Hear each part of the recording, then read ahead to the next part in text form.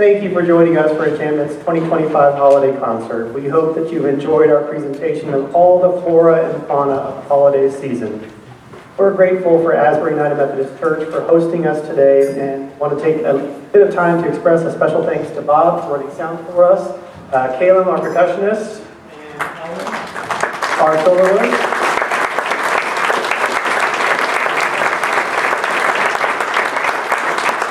And thank you to all our friends and family members who continue to support us in our efforts to make beautiful music and share the art of handbell ringing. It is customary at our concerts after we're finished for you to come forward and take a look at the music, talk to the musicians, take a look at the bells if you'd like to, ask questions. All of those things are up for grabs. Leroy Anderson's Sleigh Ride has become something of a Christmas classic. It's been covered by artists as varied as Ella Fitzgerald, Reliant K, The Carpenters, Bing Crosby, the Andrews Sisters, Gwen Stefani, Air Supply, Amy Grant, the Spice Girls, Mariah Carey, of course. And how could we ever forget the Ronettes' iconic 1963 version with its ring-a-ling-a-ling-ding-dong-ding refrain, which is actually the Ronettes' second most successful chart topper, second only to Be My Baby. Leroy Anderson composed Sleigh Ride not during the winter, but during an especially sweltering heat wave in July of 1946.